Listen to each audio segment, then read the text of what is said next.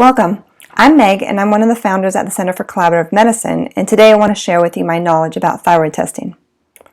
Now, there's a lot of hype and disagreement amongst medical professionals when it comes to thyroid testing, and the medical world that we're used to for healthcare is pretty black and white. Either somebody has hypothyroidism or they have hypothyroidism. And when it comes to these two primary conditions, there's only a few treatments in the form of pills. When most of us think about the thyroid and problems with the thyroid, we are concerned mainly about hypothyroidism. And this is going to be my primary focus today.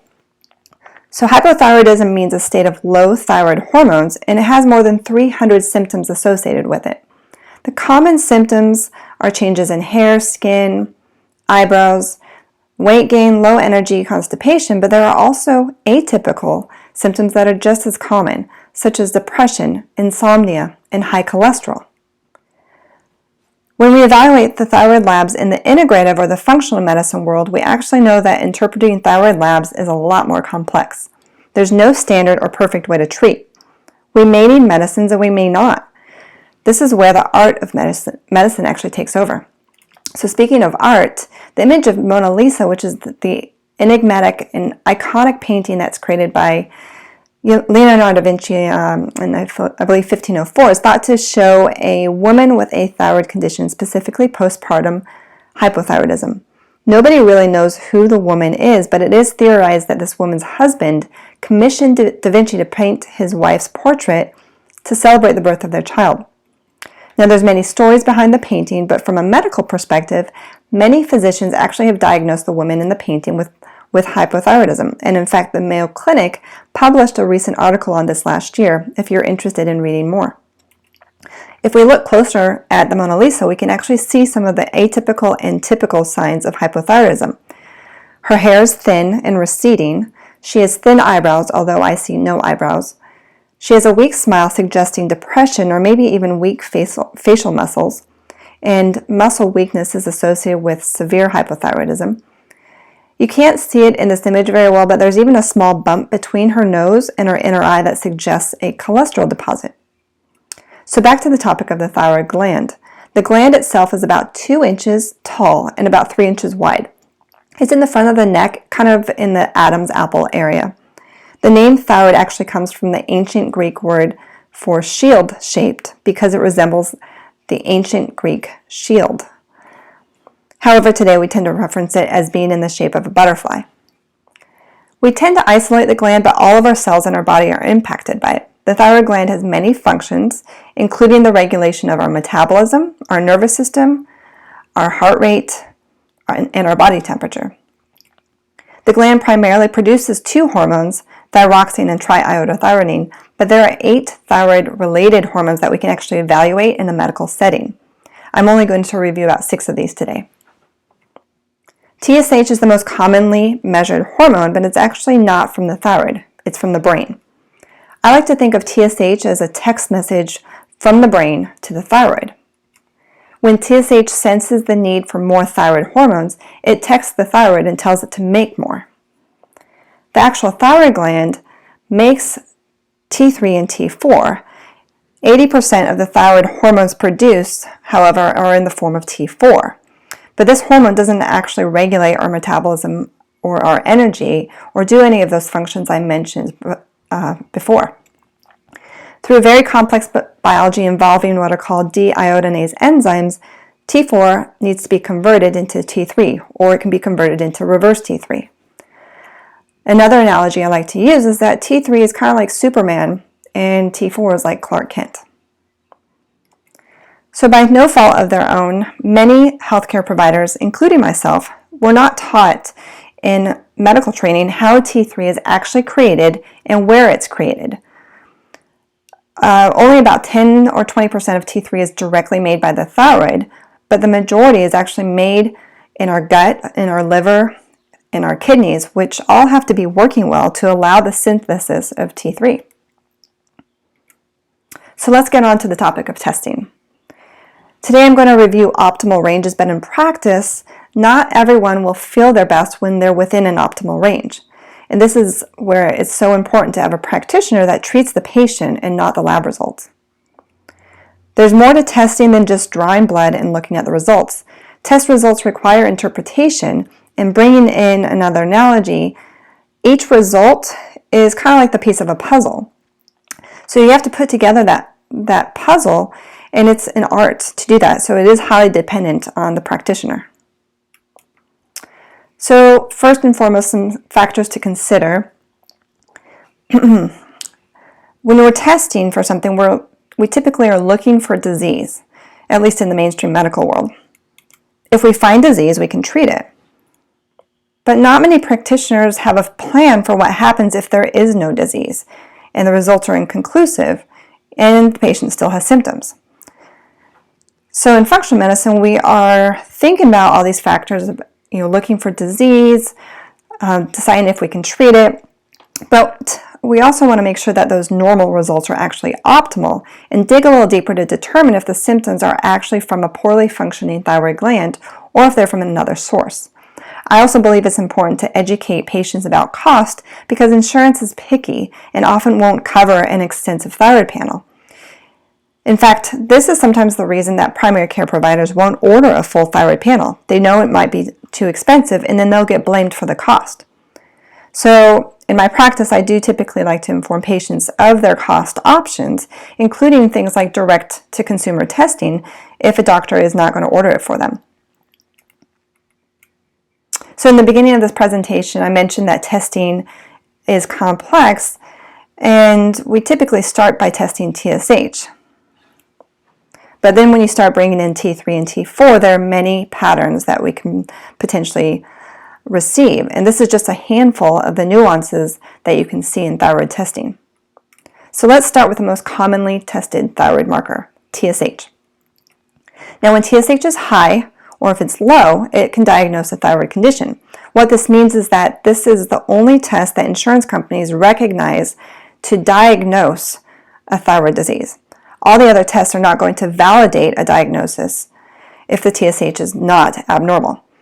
So when it comes to the reference, these are not universal and actually vary between labs. And although a lab may say anything over 4 is high, the only value determined to definitively diagnose hypothyroidism from the endocrinology organizations and all that is going to be a value of 10. And that's when most people are going to initiate treatment. However, TSH results often fall into what I call gray zones. And the gray zone in particular that we're concerned about is that which can correspond to hypothyroidism. And again, that's what I'm going to focus on. According to various studies, a TSH over 2.5 is associated with the symptoms of hypothyroidism and even the risks. And so this is the upper limit that I tend to use.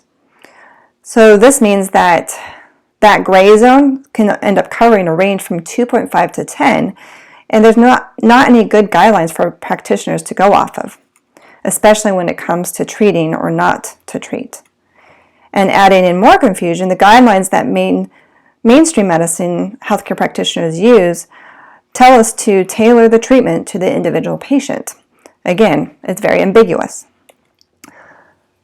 Ultimately, though, many doctors and healthcare practitioners are not willing to treat this zone because of the cardiovascular risks from medication, and so many practitioners err on the side of caution and go for the treatment over a value of 10.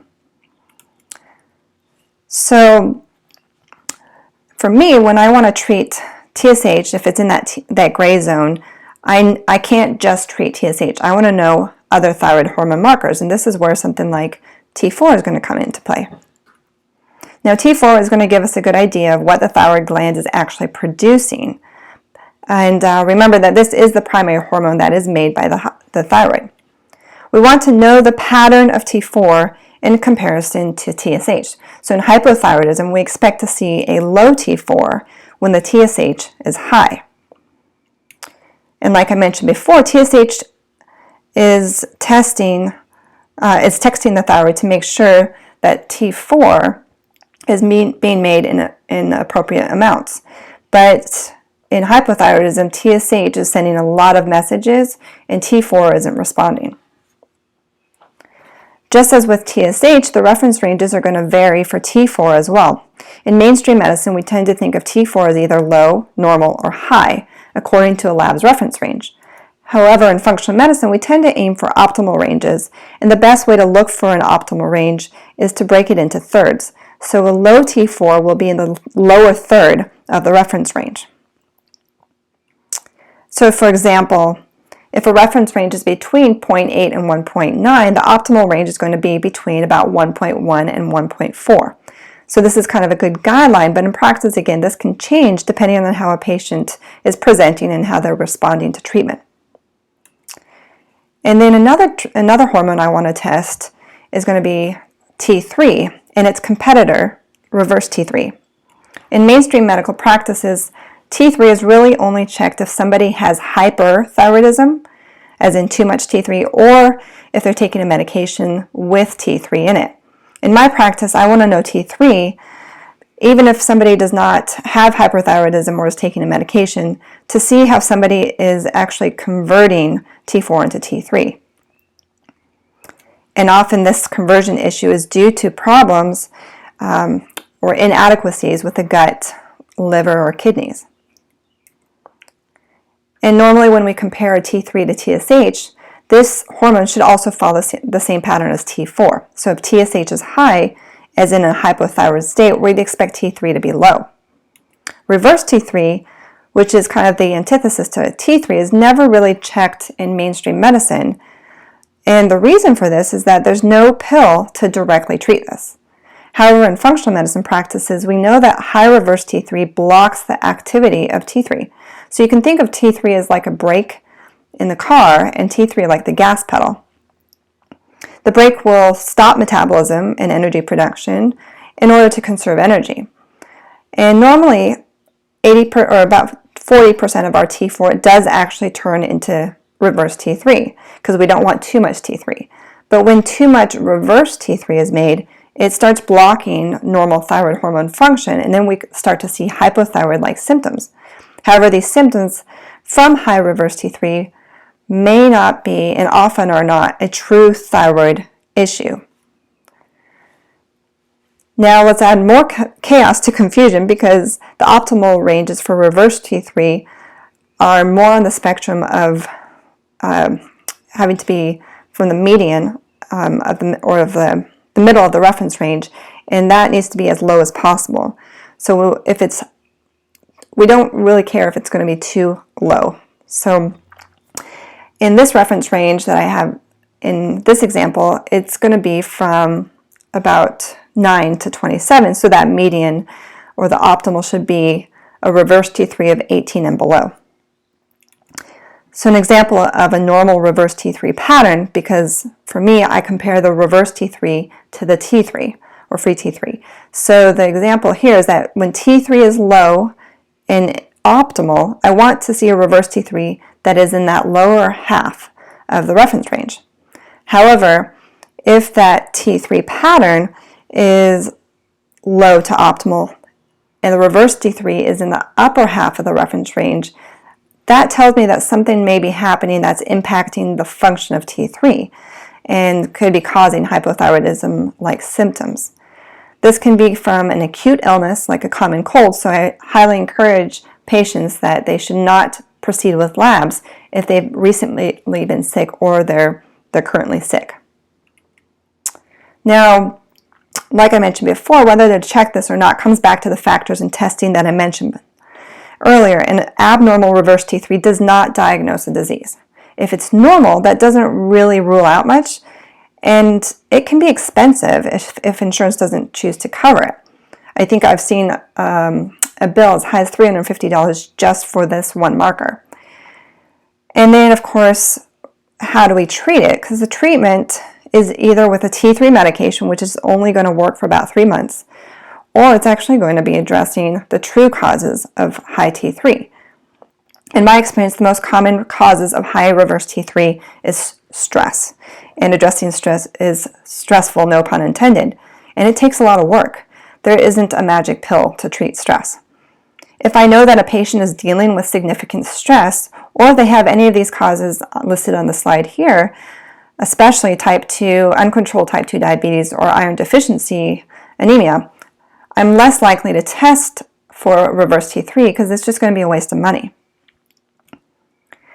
And then finally, the last set of markers I wanted to describe or mention are antibodies to the thyroid. These aren't hormones. They're actually components of the immune system that signal the immune system to destroy potential threats. And in this case, they mistakenly see the thyroid tissue as a threat and they start destroying it. About 50 to 80% of people with Hashimoto's have high antibodies. But a lot of healthy people can have these as well, but we just don't want them in excess. Especially because as more thyroid tissue is destroyed by these antibodies, or the process that leads to the destruction, thyroid hormone production gets affected. And the only two antibodies that are most commonly checked when suspecting hypothyroidism are going to be the TPO and the thyroglobulin antibodies. The TSH receptor antibodies include two types of antibodies that are specific to autoimmune hyperthyroidism, but those are the two that I'm not going to mention today or describe today. Because of the tissue destruction that accompanies high antibodies, many tend to use the analogy that antibodies are like an army. But I actually like to think of antibodies as hypervigilant TSA agents. They play a role in destruction, but they actually don't do all the destroying. They actually recruit other elements of the immune system to do that. So, as an example, or another analogy, I had a jar of lotion once that was confiscated when I was being screened at airport security. It was a 3-ounce container, but it wasn't a typical container, and so it didn't list the ounces on it. And the airport security was confused, and they said, no, this isn't a 3-ounce container, so they confiscated it. Now, I had no say in the matter when they took it away from me, and this is kind of like what happens in the body. So if the immune cells think something is a threat, they're going to take action, and the rest of the body can't do anything to prevent it except learn from the experience.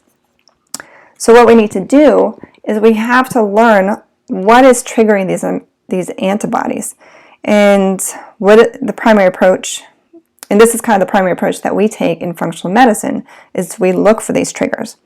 Now, obviously, this is a lot of causes that can be the trigger, but I see a lot of things related to the gut, like gluten and dairy, for example, can be a trigger.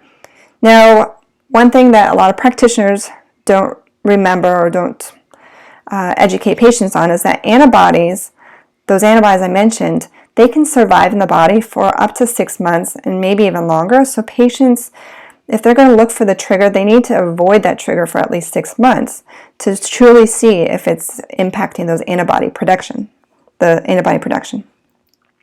Now, I don't like to recheck antibodies in the same sense because, again, it's going to be a waste of money if I recheck them every month. I'm going to recheck them every 6 months or so. Antibodies, of course, I mentioned they damage the gland, but they actually start to damage that gland about 10 years before we actually start seeing changes in the typical thyroid labs.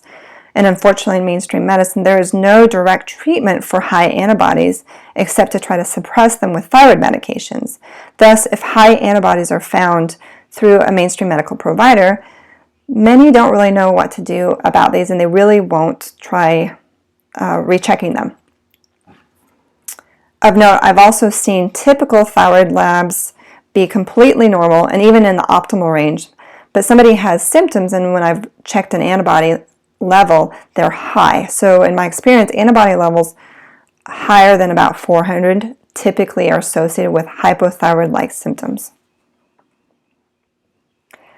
I encourage anybody with a predisposition, such as a family history of thyroid problems, or anybody with hypothyroid-like symptoms, to make sure that they check these antibodies.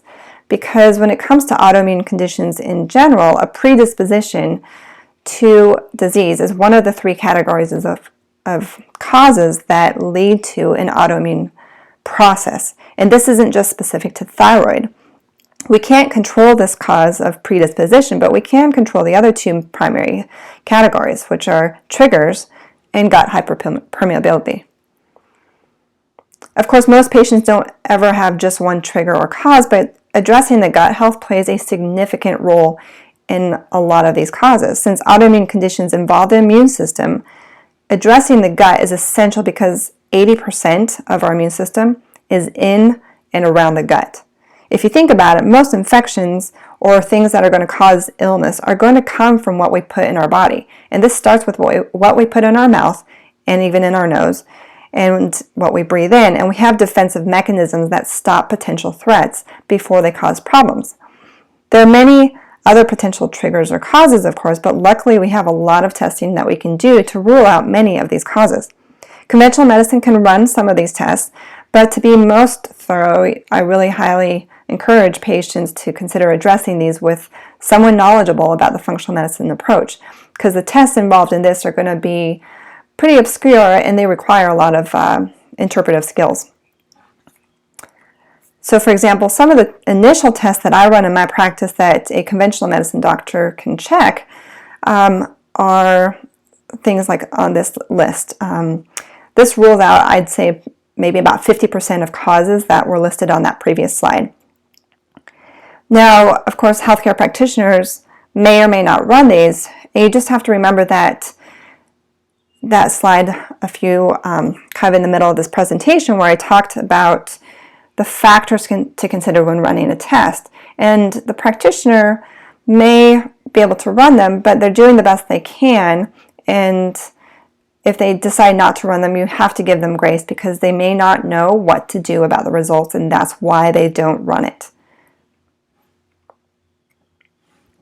For those that want to learn more about the autoimmune process of thyroid conditions, which is namely Hashimoto's, for a fraction of the cost to see a functional medicine doctor, you can actually, or a functional medicine practitioner, you can go buy Dr. Isabella Wentz's book on Hashimoto's thyroiditis called Root Cause. The book itself can be a little bit overwhelming and there's a lot of information in there, but I do recommend seeking the guidance of a functional medicine practitioner when you're ready to address those causes. A link to this book is actually under the resources section of my clinic's website if you need that link. So in summary, hypothyroid symptoms don't always have to be due to a dysfunctional thyroid gland. I listed a lot of potential causes for autoimmune conditions. However, this list can be applied to any symptom or chronic condition. In fact, even if you're currently taking thyroid medication, you can still address these causes because it's important not only for the quality of life, but also it decreases the risk for developing other conditions and other health issues. I hope you have found this presentation useful, and I hope you better understand the nuances now of thyroid testing and how it's not black and white. Ultimately, regardless of the lab test results, labs are still only a few pieces of the puzzle. If you need guidance beyond the information that you obtained today, you can find more information about me and my clinic at collaborativemed.com. Thank you again, and I wish you all great health, happiness, and a life at ease.